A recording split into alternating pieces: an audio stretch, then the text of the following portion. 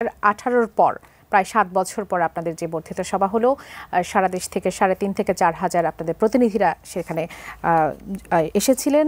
নানান বিষয় নিয়ে আলোচনা হয়েছে, মূলত নির্বাচনকে সামনে রেখে আপনাদের প্রস্তুতি শুরু হয়ে গেল। পুরো রেজুলেশন সম্পর্কে যদি একটু ছোট করে জানতে চাই। আপনাকে অসংখ্য ধন্যবাদ। দীর্ঘ 6-7 বছর, এটা একটা লম্বা সময়, এবং সেই সময় দেশনেত্রী বেগম খালেদা জিয়া কারাগারে যাওয়ার ঠিক 4 দিন আগে আমাদের বর্ধিত সভা হয়েছিল, এবং সেখানে তিনি দলকে ঐক্যবদ্ধ রাখা, তার অবর্তমানে বা তিনি যদি জেলে যান এই সম্ভাবনার কথা তিনি যখন বলেছিলেন, তখন যেন দল সংগঠিত থাকে এবং কোনোভাবেই কোনো উস্কানিতে পা না দেয়, এই নির্দেশনা তার ছিল। এবং 7 বছর পর আবারও তিনি আমাদের সামনে আসলেন ভিডিও বার্তার মাধ্যমে, এবং তার এবারের বক্তব্যটাও যদি আপনি লক্ষ্য করেন, আপনি দেখবেন ঐক্যের কথা বারবার উঠে এসছে তার বক্তব্যে, সহিষ্ণু রাজনীতির কথা তার বক্তব্যে উঠে এসছে, এবং আগামীর পথ নির্বাচন ঘিরেই আসলে আমাদের সকল প্রস্তুতি নিয়ে আলাপ হয়েছে। দেখুন, আমরা তো বাংলাদেশের মানুষ 17 বছর, একটা লম্বা সময় মানুষ ভোট দিতে পারেনি। কি জাতীয় নির্বাচন, কি স্থানীয় সরকার নির্বাচন, কোনোটাতেই কিন্তু মানুষ তার পছন্দের প্রতিনিধি নির্বাচন করে যেটাকে বলে, সেটি হয়ে ওঠেনি। সো এত বছর পর নেতাকর্মী থেকে শুরু করে দেশের আপামর সাধারণ মানুষও কিন্তু অপেক্ষা করে আছে যে তারা আসলে তাদের প্রতিনিধি নির্বাচন করবার যেই অধিকার তাদের, সেটা তারা ফিরে পেতে যাচ্ছে। তো সেটিকে ঘিরেই আমাদের আলোচনা হয়েছে, এবং দলকে আরো কি করে সংগঠিত রাখা যায়, এবং ব্যক্তির চেয়ে দল এবং দলের চেয়ে দেশ বড়, বিষয়টি বারবার আলোচনা এসছে। এবং এটি আমাদের শহীদ প্রেসিডেন্ট জিয়াউর রহমান, বিএনপির প্রতিষ্ঠাতা, তার কথা যে ব্যক্তির চেয়ে দল বড়, দলের চেয়ে দেশ। এবং এটি জনাব তারেক রহমান এবং দেশনেত্রী বেগম খালেদা জিয়া তারাও কিন্তু তাদের বক্তব্যে এই বার্তাটি দেবার চেষ্টা করেছেন। আমরা নতুন দলের কথা বলছি, নতুন দলের পক্ষ থেকেও এরকম অনেক কিছুই আসলে মিল থাকে রাজনৈতিক দলগুলোর কথাবার্তার মধ্যে, যেমনটি সারওয়ার তুষারদের দল থেকেও বলা হচ্ছে যে ব্যক্তিকেন্দ্রিক নয়, দল কেন্দ্রিক নয়, আসলে বাংলাদেশের মানুষের জন্য রাজনীতি তারা করবেন, বাংলাদেশের জন্য রাজনীতি করবেন। সারওয়ার তুষার, আপনার কাছে আসি। আপনাদের নতুন পার্টির জন্য শুভকামনা থাকছে। নিবন্ধনের ব্যাপারে প্রস্তুতি কতটুকু চলছে? নির্বাচন কেন্দ্রিক প্রস্তুতি কেমন চলছে? আপনাকে ধন্যবাদ, এবং রুমিন আপাকে আমি শুভেচ্ছা জানাই। যেহেতু আমরা একটা রাজনৈতিক দল হিসেবে আত্মপ্রকাশ করেছি, ফলে আমাদের অবশ্যই লক্ষ্য থাকবে নির্বাচন কেন্দ্রিক। এবং এখন রমজান মাস চলছে, আমাদের দলীয় ফোরাম এখনও সেভাবে আমরা বসতে পারিনি, কারণ জাস্ট 2 দিন হলো। তো আমরা খুব শীঘ্রই বসবো নিজেদের মধ্যে, কিছু ইনফর্মাল বসা হচ্ছে। তো আমরা যেটা সিদ্ধান্ত নিয়েছি বা আলোচনা চলছে, সেটা হচ্ছে যে নির্বাচন কমিশনের কাছ থেকে নিবন্ধন পেতে গেলে একটা ক্রাইটেরিয়া আছে যে আপনাকে 21 জেলায় এবং 100 উপজেলায় অফিস থাকতে হয়। তো সেটা আমরা ঈদের পরে যেন এই কার্যক্রমটা দ্রুতই নিবন্ধনের জন্য অ্যাপ্লাই করতে পারি, সেটার জন্য কিছু ঘরোয়া হোমওয়ার্ক করা দরকার আছে। সেগুলো আমরা এই রোজার মাসে সেরে ফেলতে চাচ্ছি, যাতে এবং আমাদের যে জাতীয় নাগরিক কমিটি যেটা ছিল, সেই কমিটি তো প্রায় 400 কমিটি ছিল, ওয়ার্ড এবং থানা পর্যায়ে এই কমিটিগুলো, এবং এরা তো আসলে একটা রাজনৈতিক দল করার জন্যই এই কমিটিতে এসেছিল। তো এখন যখন পার্টি হয়েছে, তখন এই কমিটিগুলোকে পার্টিতে মাইগ্রেট করার একটা ব্যাপার আছে। তো অর্থাৎ এই প্রশ্নটি আসলে আপনার কাছে আমি করতামই যে জাতীয় নাগরিক কমিটি বা বৈষম্য বিরোধী ছাত্র আন্দোলন, এদের ভবিষ্যৎটা আসলে কি হতে যাচ্ছে, বা এগুলো বিলুপ্ত হয়ে যাবে কিনা? না, বিলুপ্ত হবে না। জাতীয় নাগরিক কমিটি একটা প্রেশার গ্রুপ হিসেবে যে আত্মপ্রকাশ করেছিল, সেভাবেই সেটা থাকবে। কিন্তু এখন যে সারা দেশে যে কমিটি দেখতে পাচ্ছেন, এই কমিটিগুলো হয়তো লাগবে না। এটা হয়তো শুধু ঢাকা বেসড কিংবা সর্বোচ্চ বিভাগীয় শহর বেসড একটা সিভিল সিদ্ধান্ত আছে আমাদের মধ্যে, একটা অন্তত নীতিগত সিদ্ধান্তটা নেওয়া আছে। এটা এখন একটা আনুষ্ঠানিকতাটা বাকি আর কি, যেটা একটা প্রেশার গ্রুপ হিসেবে থাকবে, যারা রাজনীতিতে বা বাংলাদেশের জনগণের জন্য কোনটা ঠিক কোনটা উচিত সেই ফরমাইশগুলো করবে। সেটা কখনো বিএনপিরকেও সমালোচনা করবে, কখনো এই জাতীয় নাগরিক পার্টিকেও সমালোচনা করবে।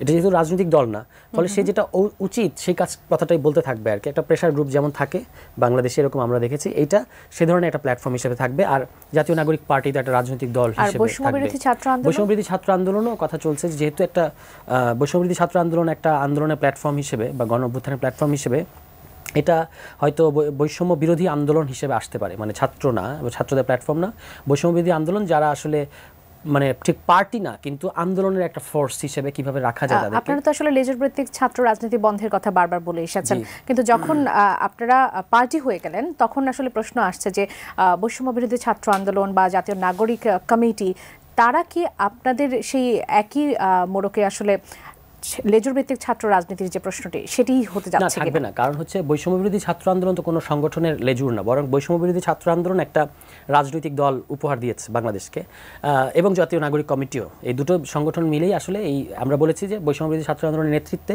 জাতীয় নাগরিক কমিটির উদ্যোগে একটা দলটা এসেছে, ফলে এটা লেজুর ভিত্তিক না। এবং আপনি নিশ্চয়ই খেয়াল করেছেন এর মধ্যে একটা স্বাধীন ছাত্র সংগঠন আত্মপ্রকাশ ঘটেছে, যার গণতান্ত্রিক ছাত্র সংসদ নামে। তারা কিন্তু স্পষ্ট করেছে যে তারা আসলে, এবং এরা মূলত বৈষম্যবিরোধী ছাত্র আন্দোলনের সাথেই নানাভাবে জড়িত ছিল, যারা সাবেক সমন্বয়ক, তাদের উদ্যোগে হয়েছে। ফলে ওইটা একটা ইন্ডিপেন্ডেন্ট ছাত্র সংগঠন হিসেবে ক্রিয়াশীল থাকবে। বৈষম্য বিরোধী ছাত্র আন্দোলন হয়তো বৈষম্য বিরোধী আন্দোলন হিসেবে থাকবে। এদিকে জাতীয় নাগরিক কমিটি তো আছে, এগুলো প্রেশার গ্রুপ কিংবা আন্দোলনের বিভিন্ন মোর্চা কিংবা এই যে শহীদদের বিচার, শহীদ হত্যার বিচার, আহতদের পুনর্বাসন, এগুলো নিয়ে তারা হয়তো কাজ করবে।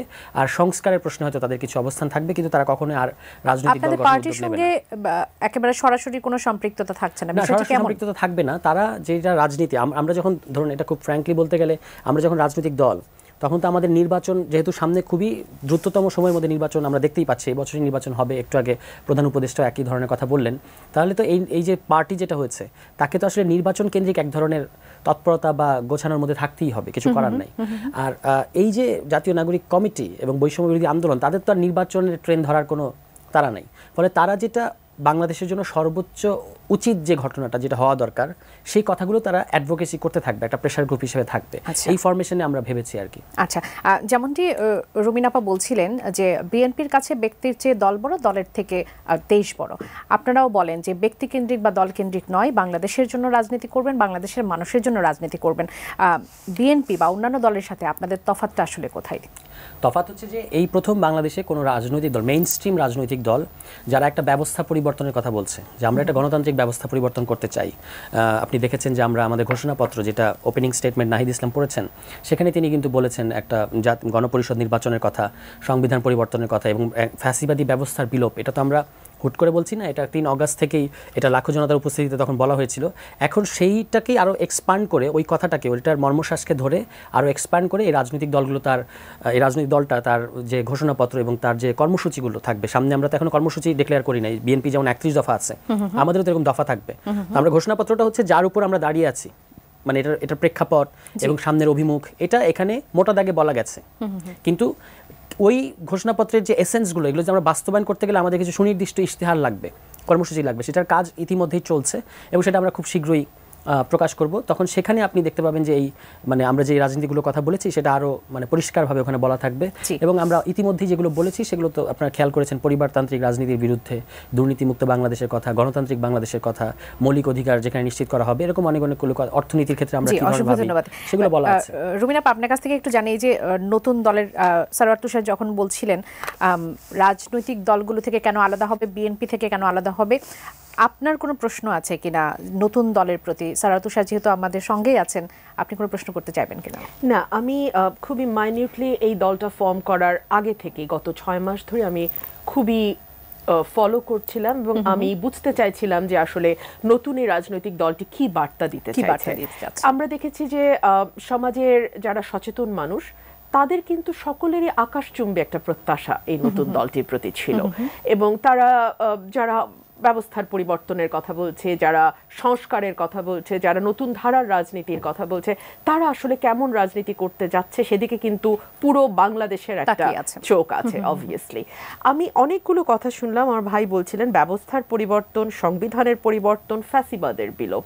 দেখুন, আপনারা যদি একটু লক্ষ্য করেন, বিএনপি 2016 সালে বিএনপির চেয়ারপারসন দেশনেত্রী বেগম খালেদা জিয়া যখন ভিশন 2030 ঘোষণা করলেন, সেখানে কিন্তু পরিষ্কারভাবে বলা আছে যে একক দলের যেই আধিপত্য সংবিধান দেয় এবং একক দল যদি এককভাবে 2/3 মেজরিটি, ওভারওয়েলমিং মেজরিটি নিয়ে পার্লামেন্টে যায়, তখন কি করে ধীরে ধীরে একটা দল মনস্টার হয়ে উঠতে পারে, এটার একটা ভিভিড ডেসক্রিপশন বা এক ধরনের বার্তা তিনি 2016-তে দিয়েছেন। এবং সেটা চেক অ্যান্ড ব্যালেন্স করবার জন্যে তিনি বলেছিলেন সংবিধানের পরিবর্তনের কথা, যেটা আজকে নতুন দল বলছে। এটা 2016 সালে আপনি আমাদের ভিশন 2030টা দেখলে দেখবেন সংবিধান পরিবর্তন। কিরকম পরিবর্তন?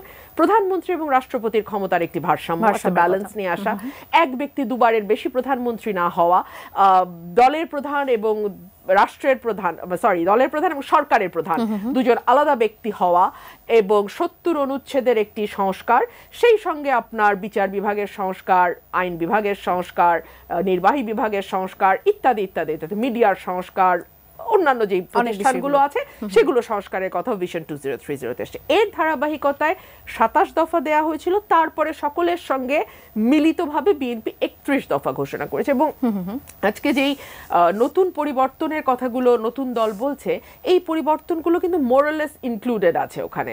সো আমার কাছে যেটা মনে হয়েছে যে দলগুলোর মধ্যে আসলে সেই অর্থে খুব বড় মত পার্থক্যের কোনো জায়গা আছে তেমনটি আমরা মনে করছি না। হ্যাঁ, নতুন দল পরিবারতন্ত্রের বিরুদ্ধে কথা বলছে। দেখুন, পরিবার থেকে যদি যোগ্য কেউ আসেন, যিনি তার মেধা যোগ্যতা দিয়ে দলে জায়গা করে নিতে পারেন এবং পরবর্তীতে দলকে নেতৃত্ব দেওয়ার যোগ্যতা যদি তার থাকে, তাহলে কেবলমাত্র পরিবার থেকে এসেছে বলেই যে আপনি তাকে বাদ দেবেন, সেটা কি খুব যৌক্তিক? সেটাও তো আসলে খুব যৌক্তিক নয়, তাই না? আমাদের উপমহাদেশের পলিটিক্যাল কালচারটা যদি আমরা একটু দেখি, এটা ভালো মন্দ এটা নিয়ে আসলে ডিবেট হতে পারে, কিন্তু বাস্তবতা হচ্ছে মানুষ ঐক্যের প্রতীক হিসেবে একটা পরিবারকে চায়।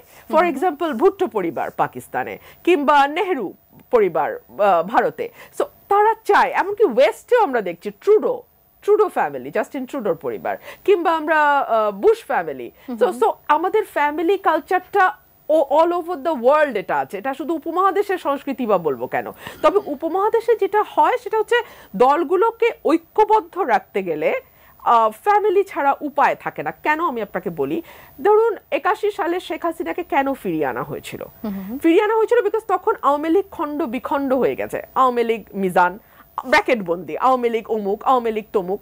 আবার একইভাবে শহীদ প্রেসিডেন্ট জিয়াউর রহমানকে যখন হত্যা করা হয়, তিনি শহীদ হন, তখন কিন্তু দেশনেত্রী বেগম খালেদা জিয়া পলিটিক্সে আসার ব্যাপারে নিজে যে খুব আগ্রহী ছিলেন তেমনটি নয়। তাকে এক প্রকার জোর করেই দলের দায়িত্ব নিতে হয়, বিকজ না হলে দলকে আসলে ঐক্যবদ্ধ রাখা যাচ্ছিল না।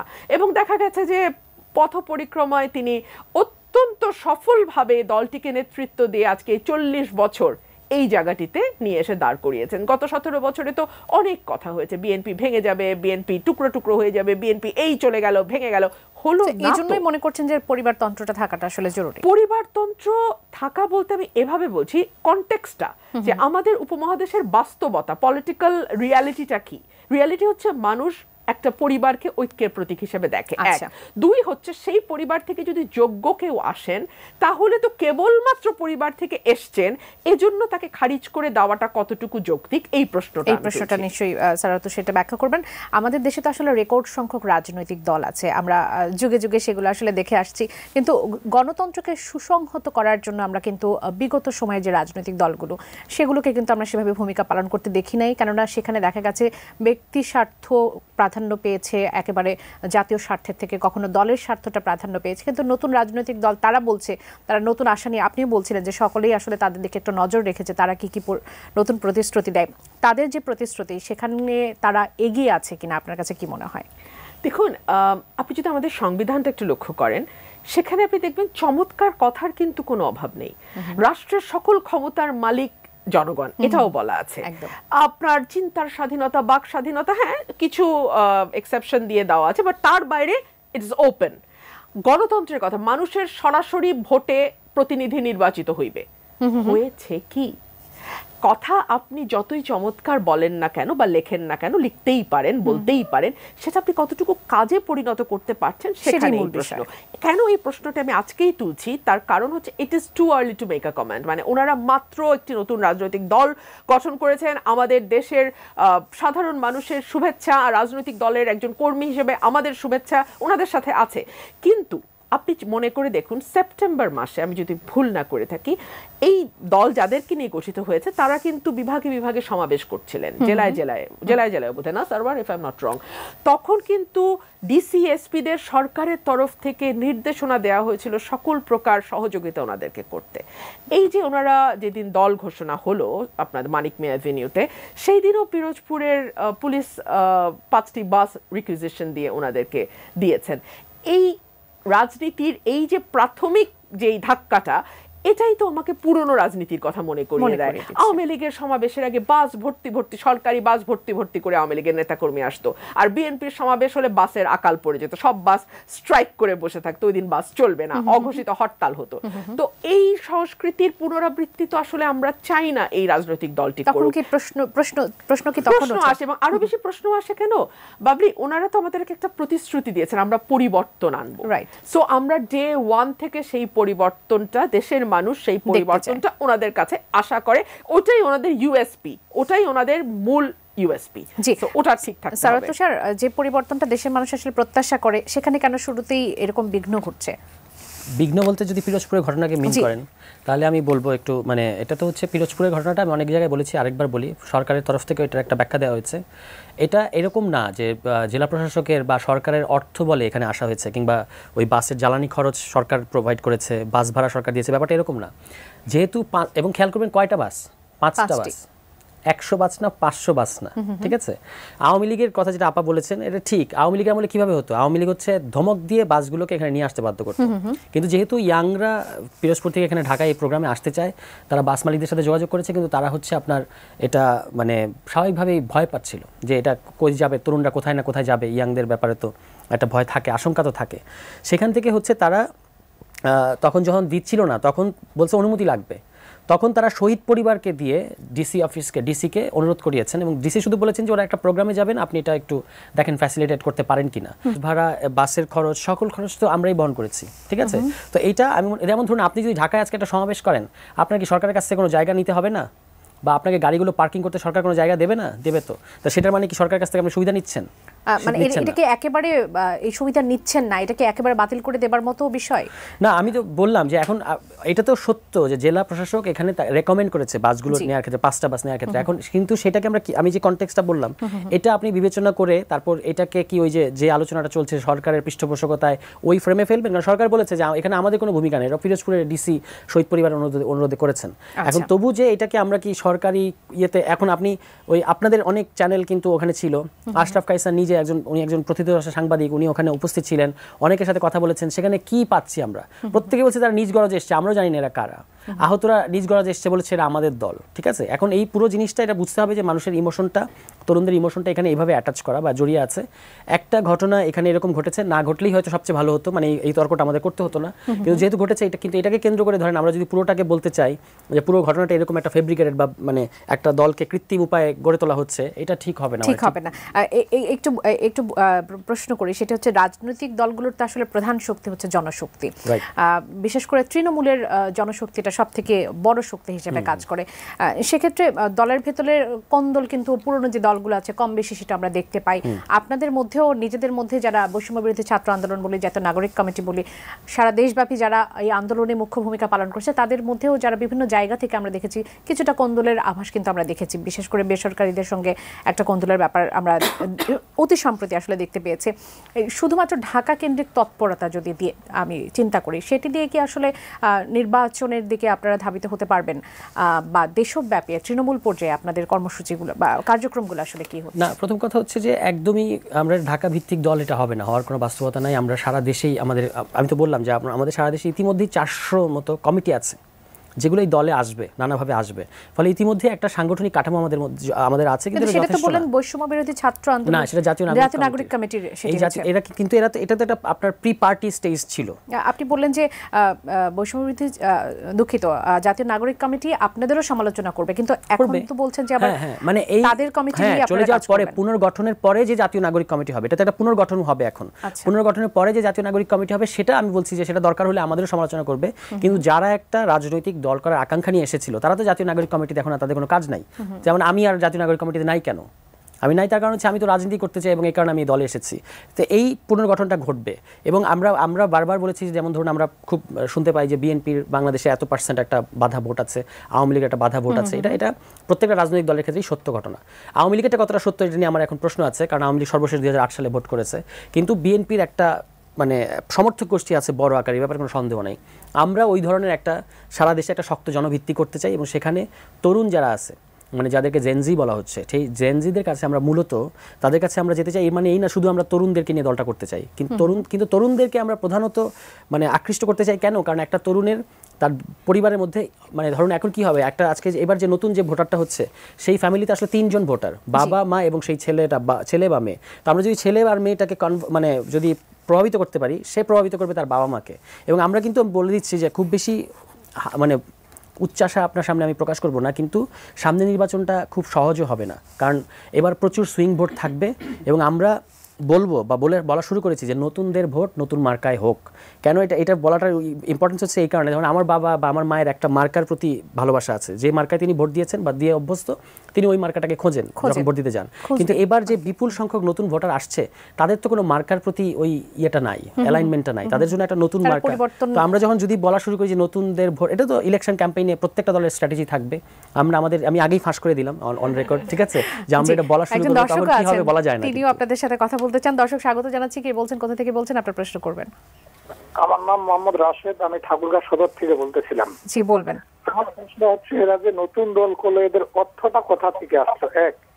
দ্বিতীয়ত, এই যে আন্দোলনের সময় অনেক যুদ্ধাহত ভাই হাত পা হারাইছে, এদের এটা গুরুত্ব দেয় না, এদের খোঁজ খবর এনে না, হুট করে নতুন রাজনৈতিক দল নিয়ে ব্যস্ত। এত টাকা এরা পায় কোথায়, ওদের ট্রিটমেন্ট দেয় না কেন? আপনাকে ধন্যবাদ, থাকুন আমাদের সঙ্গে। আরো একজন দর্শক আছেন, তার প্রশ্নটি নিতে চাই। দর্শক স্বাগত জানাচ্ছি, কে বলছেন, কোথা থেকে বলছেন, আপনার প্রশ্ন করবেন। জি দর্শক শুনতে পাচ্ছেন? জি জি আমি আমার নাম ইউনুস, আমি নাটোর থেকে বলছিলাম। জি বলবেন, আপনার প্রশ্নটি করবেন। জি, আমার প্রশ্ন ছিল তুষার সাহেবের কাছে। আমরা হলো যে কোটা আন্দোলন করলাম 71 সালে, যে মুক্তিযোদ্ধাদের সন্তানদের যে কোটা ছিল, সেই কোটা বাতিলের জন্য, মেধার জন্য আন্দোলন করা হলো, নিঃসন্দেহে ধন্যবাদ। এবং একজন ফ্যাসিস্ট সরকারকে বিতাড়িত করা হলো, জন্য ধন্যবাদ পাওয়ার যোগ্য তারা। এখন দেখলাম মাউসি একটা বিজ্ঞাপন দিছে যে ভর্তির ক্ষেত্রে, সরকারি প্রতিষ্ঠানে ভর্তির ক্ষেত্রে 5% পাবে এই জুলাই মুক্তিযুদ্ধে যারা হলো আত্মদান করছে বা শহীদ হয়েছে, যে ভাষাতেই বলি। তাহলে কি আমরা আবার সেই কোটাতেই ফিরে গেলাম না? তাহলে 71-এর মুক্তিযোদ্ধাদের কি দোষ ছিল? আরো একজন আছেন, এই প্রশ্নটি নিয়ে আমি এই অংশটুকু শুরু করতে চাই। দর্শক স্বাগত জানাচ্ছি, কে বলছেন, কোথা থেকে বলছেন, আপনার প্রশ্নটি করবেন। আমি আব্দুল ওয়াহাব মন্ডল, রাজবাড়ি থেকে বলছিলাম। জি বলবেন। আমি রুবিন সুফানের কাছে প্রশ্ন রাখতে চাই যে ওনারা যে এই নতুন দল সম্পর্কে ওনারা যে চ্যালেঞ্জ মোকাবেলা করছেন কিনা, ওনাকে ওরা জামাত যেহেতু ওনাদের থেকে আলাদা দল করেছে, এই নতুন দলকে ওনারা চ্যালেঞ্জ মোকাবেলা করছেন কিনা? অসংখ্য ধন্যবাদ, থাকুন আমাদের সঙ্গে। এই প্রশ্নের উত্তর দিয়ে একটু এই অংশটা শুরু করি। রুমিন আপা, ফাঁকা মাঠে গোল দেবার সুযোগ তো আসলে এখন আর নেই, কেননা জামাত আপনাদের সঙ্গে নেই এবং নতুন দল তারা কিন্তু বেশ জোরে সোরেই আসলে তারা চলে এসেছে, তাদের জনসমর্থনটা এখন অন্য পর্যায়ে, কেননা জেন জি আছে তাদের পাশে। আপনারা কি চ্যালেঞ্জ অনুভব করছেন কিনা? দেখুন, ফাঁকা মাঠে গোল দেওয়ার অভ্যেসটা আওয়ামী লীগের ছিল, এবং এই অভ্যেসের চর্চা তারা এখন থেকে না, জেনজি তো একদম নতুন জেনারেশন, ওরা হয়তো জানে না 73 সাল থেকে তারা বিসমিল্লাহ করেছিল ফাঁকা মাঠে গোল দেওয়ার চেষ্টা। সেই সময় জাসদ এবং কিছু স্বতন্ত্র প্রার্থী, যার মধ্যে আমার বাবা একজন, ব্রাহ্মণবাড়িয়া থেকে, জেতার পরে তাকে পরের দিন বিজয়ী ঘোষণা করা হয়, রাতে পরদিন সকালে তাকে পরাজিত করা হয় এবং তাকে বলা হয় কি ওলিয়া হাত জিতলা না আমাকে ছাড়া, শেখ মুজিবুর রহমান বলেছিলেন। সো এগুলো ওনাদের চর্চা, ওনাদের অভ্যেস।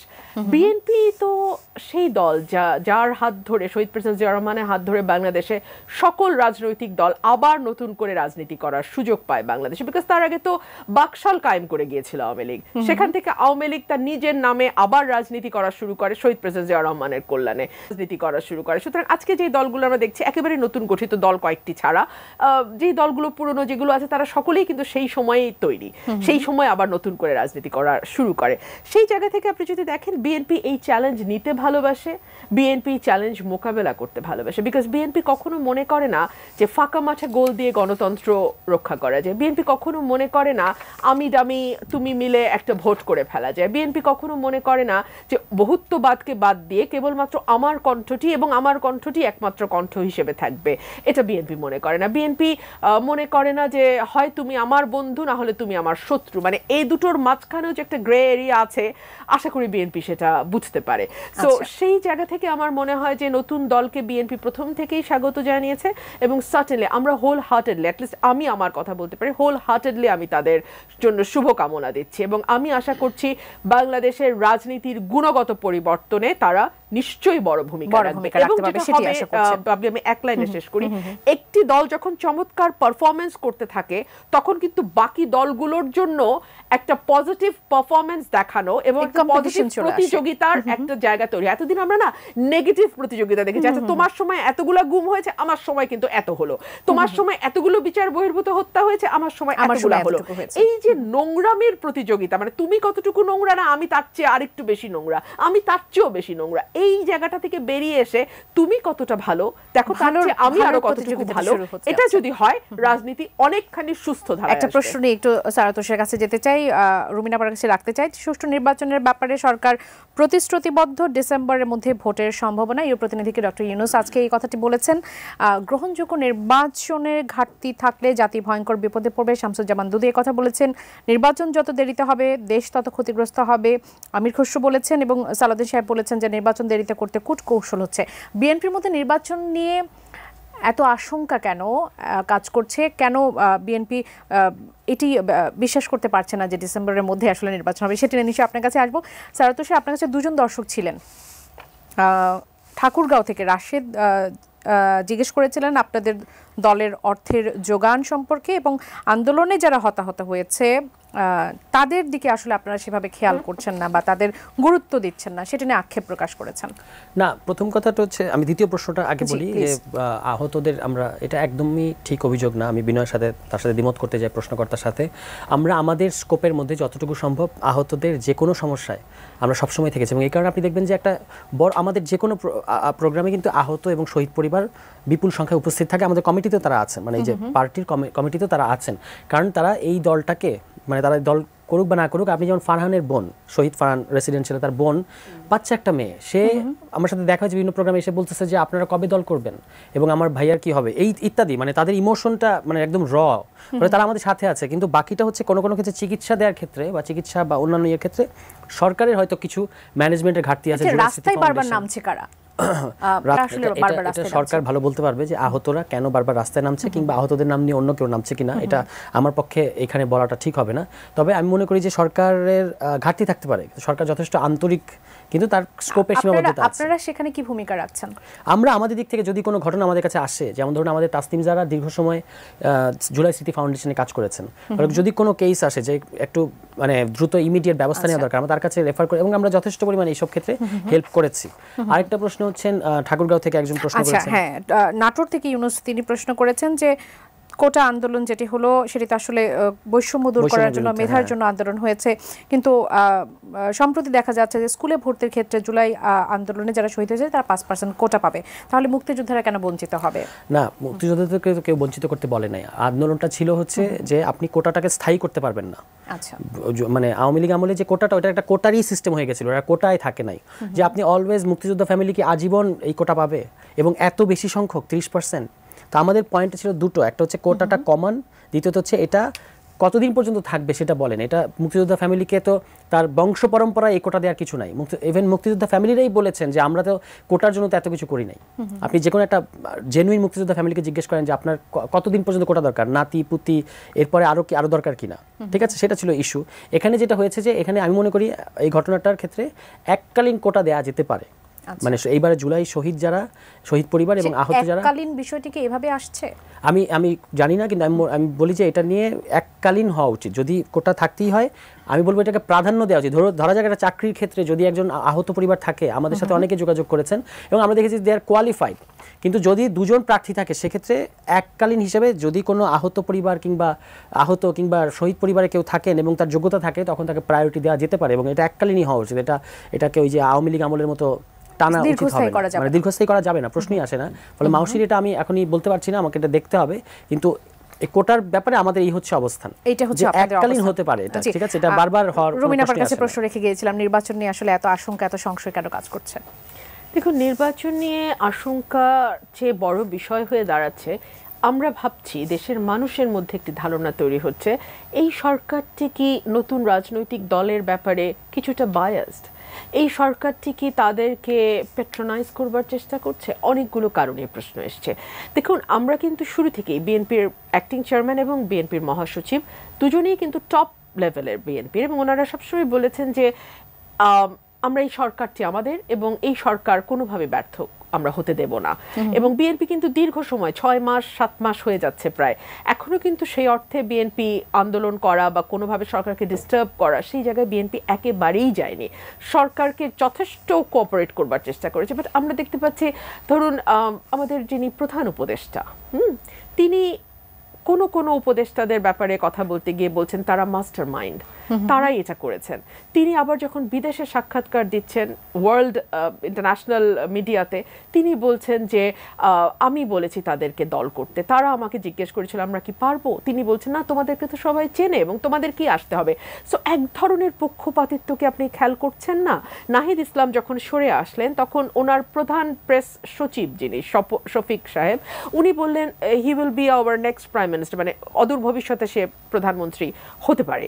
সো এই কথাগুলো জনমনে এক ধরনের পারসেপশন তৈরি করে যে এই সরকারটি হয়তোবা নতুন রাজনৈতিক দলকে পৃষ্ঠপোষকতা দিচ্ছে বা একটা স্পেস দিতে চাচ্ছে। এখন ওনাদের যে বক্তব্য, ডিসি এসপি প্রশাসনে যারা আছে, যারা নির্বাচনটি পরিচালনার দায়িত্বে থাকে, ওনারা কতটুকু মিন করছেন বা কতটুকু পেট্রোনাইজ করার জন্য বলছেন আমি জানি না, কিন্তু বার্তাটা কি যাচ্ছে মাঠ পর্যায়ে বার্তা যাচ্ছে যে প্রধান উপদেষ্টা এবং তার উপদেষ্টা পরিষদ তারা হয়তো বা চাইছে যে এই দলটি ভালো করুক নির্বাচনে, এই বার্তা ভালো প্রস্তুতি নিয়ে আসুক, ভালো, হ্যাঁ একদম। সুতরাং এই বার্তাটি কিন্তু মাঠ পর্যায়ের প্রশাসনকে বায়াসড করার জন্য, কোনো একটি দলের প্রতি টিল্টেড হয়ে যাওয়ার জন্য যথেষ্ট এই বার্তা। তো আমরা মনে করি যে এই জায়গাগুলো থেকে এই ধরনের বার্তা যদি ক্রমাগত আসতে থাকে, তখন অবশ্যই অন্যান্য যে রাজনৈতিক দল আছে তাদের সকলকেই ভাবতে হবে যে আবারও আরেকটি, মানে যেটাকে সত্যিকার অর্থে কেয়ারটেকার গভর্নমেন্ট বলে, for the election for only 3 months period, ওই সময়ের জন্য আনবে কিনা। ধরুন নাহিদ ইসলাম তো নতুন দলে যুক্ত হয়েছেন, একেবারে টপ পজিশনে উনি গেছেন, কিন্তু আরো দুজন কিন্তু আছেন ইয়াং, ওনারা আসবেন কিনা আমরা জানি না, এখনো কিন্তু এই বিষয়টি পরিষ্কার না। ওনারা কিন্তু এখনো সরকারে রয়েই যাচ্ছেন এবং সরকারের সকল সুযোগ সুবিধা ওনারা পাচ্ছেন। ইভেন স্থানীয় সরকার মন্ত্রণালয়, যেটা আসলে সকল কিছুর কেন্দ্রবিন্দু, সেটাও কিন্তু ওনাদের হাতে আছে। এবং আমাদের একজন উপদেষ্টা রিসেন্টলি বলেছেন যে আমরা জানি না যে আমরা আসলে ভবিষ্যতে পলিটিক্সে যুক্ত হব কিনা। এই কথাগুলো এক ধরনের অস্বস্তি তৈরি করছে। এই ব্যাপারে কি আপনি উত্তর দিতে চাইবেন যে আপনাদের যে দুজন প্রতিনিধি ইতিমধ্যে সরকারে আছে, তারা কি আপনাদের সঙ্গে রাজনীতিতে যুক্ত হচ্ছেন কিনা, বা যেহেতু রুমিন আপা বলছিলেন যে সরকারের তো সকল ধরনের সুযোগ সুবিধাই তারা আসলে এখন উপভোগ করছেন। আচ্ছা, তারা যেহেতু উপদেষ্টা, তারা তো সরকার সুযোগ সুবিধা পাবেনি, আর তারা আমাদের পরিচিত, কিন্তু তারা আমাদের প্রতিনিধি হিসেবে সরকারে নাই, তারা গণ অভ্যুত্থানের প্রতিনিধি হিসেবে আছে। আপনি একটা সিনারিও কল্পনা করেন, এইটা যে ধরনের সরকার হয়েছে, মানে আমাদের এই সরকার নিয়ে তো অনেক ধরনের আক্ষেপ আছে যে গণ অভ্যুত্থানের পরে যে ধরনের সরকার হওয়া উচিত ছিল এটা হয় নাই। এটা যে এখনো যে আমরা এটাকে গণ অভ্যুত্থানের সরকার ভাবতে চাই, এটা কারণ হচ্ছে এরা আছে, তার মধ্যে থেকে একজন আবার চলে এসেছে, এবং আসার মধ্যে সরকারের সাথে আমাদের সম্পর্ক আরও আলগা হয়েছে। মানে নাহিদ চলে আসে, নাহিদ হি ইজ দ্য কি ফিগার, যাকে আমরা দেখুন, আমরা যদি সরকারের কাছ থেকে সুবিধা নেওয়াটা যদি মূল ব্যাপার হতো, তাহলে নাহিদকে ওখানে আমরা রাখতাম। মাস্টারমাইন্ড তো বলা হচ্ছে, মাস্টারমাইন্ডের তর্কটা পরে আসি, মাস্টারমাইন্ডটা এখন প্রাসঙ্গিক তর্ক না। কিন্তু যদি আমাদের ইচ্ছা থাকতো যে সরকারের কাছ থেকে সহযোগিতা নেব, তাহলে আমরা কিন্তু দলটা এগিয়ে নিতাম, নাহিদকে মন্ত্রণালয়ে রাখতাম, এবং তার মধ্যে দিয়ে আমরা সুযোগ সুবিধা নিয়ে কাউন্সিলের আগে, নির্বাচনের আগে নাহিদকে দলের মধ্যে, এটা তো সম্ভব। এরকম কিছুটা হয়নি যে আপনাদের দল যখন প্রকাশিত হবে, আত্মপ্রকাশ করবে, তার 2 দিন আগে 3 দিন আগে তিনি পদত্যাগ করলেন? না, এটা হয় নাই। এই মুহূর্তে সরকার আরো অন্তত বোঝা যায় যে বছরখানেক বা 8-9 মাস তো আছে, কারণ ডিসেম্বর টু মার্চের মধ্যে যদি ইলেকশন হয়, এইরকম 1 বছর বাকি থাকতে নাহিদ ইসলাম সরকার থেকে বেরিয়ে আসছে। এটা তো আমাদেরকে অ্যাপ্রিসিয়েট করা উচিত। আর বাকি যে দুজনের কথা বলেছেন, তারা কি রাজনৈতিক দল করবেন কি করবেন না, তার জন্য তো আমাদের কর্মকাণ্ড আটকে থাকবে না। তারা পরবর্তীতে আসলে তাদেরকে কম্পিটিশন করে আসতে হবে। যে তারা আসলে সরকারের থেকে আপনাদের দলে পরবর্তীতে যদি আসে, তাহলে তো তখন প্রশ্নটা উদ্রেক করবে যে সরকার থেকে যদি তারপর হচ্ছে আমি আপনাদের একজন প্রতিবেদককেই বলেছিলাম যে, মানে আহ্বান জানিয়েছিলাম যে আপনাদের কাছে আপনাদের প্রচুর সোর্স আছে, আপনারা খোঁজ নেন, ইন্টেলিজেন্স আছে বাংলাদেশে, তারা খোঁজ নিক, তারা বলুক যে এই আসলেও কি এরা আমাদের সরকার আমাদেরকে কোনো হেল্প করছে কিনা বা করার মতো বাস্তবতা আছে কিনা। আমি মনে করি যে এই সরকারের, মানে যদি হেল্প সে করতেও চায়, এই দলটাকে, ওই সক্ষমতাই নাই। রুমিন আপা, আপনার কাছে একেবারে 2 মিনিটের জন্য আসি। নতুন রাজনৈতিক বন্দোবস্তের কথা বলছে নতুন দলটি। তারা বলছেন যে সেকেন্ড রিপাবলিক প্রতিষ্ঠার জন্য গণপরিষদ নির্বাচনের মাধ্যমে একটি নতুন সংবিধান প্রণয়নের কথা তারা বলছেন। স্লোগান নিয়ে প্রশ্ন আসছে। মির্জা আব্বাস বলেছেন যে স্লোগানের ব্যাপারে সাবধান থাকতে বললেন। এখানে আপনার কি কোনো সংশয় আছে? দেখুন, নতুন একটি দল তাদের নতুন এজেন্ডা নিয়ে মাঠে থাকবে, এটাই স্বাভাবিক। প্রশ্ন হচ্ছে মানুষ তাদের এই এজেন্ডা কতটুকু গ্রহণ করছে, এটা যাচাইয়ের একটা মাত্র উপায়, সেটা হচ্ছে একটি গ্রহণযোগ্য নির্বাচন।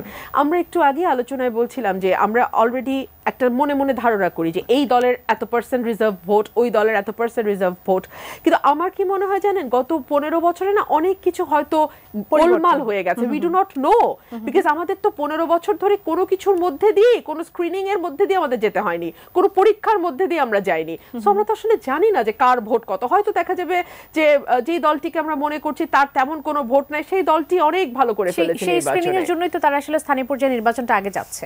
দেখুন, স্থানীয় পর্যায়ে নির্বাচনের পরিবেশ কি এই মুহূর্তে বাংলাদেশে আছে আপনি আমাকে বলেন।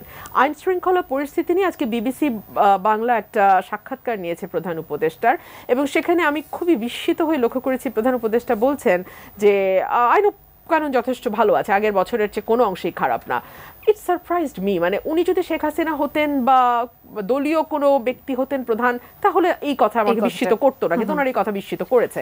বিকজ স্ট্যাটিস্টিক্সে বলছে, পুলিশের পরিসংখ্যান বলছে 50% থেকে 60% ইনক্রিজ হয়েছে এই বছর আগের বছরের তুলনায়। সো এটা আসলে খোলা চোখে সাদা চোখে দেখা যায়, এটা অস্বীকার করার তো কিছু নাই। তো সেরকমই আর কি, আমরা এখনো কিন্তু ঠিক মতন জানি না যে আমাদের মাঠের অবস্থা কি।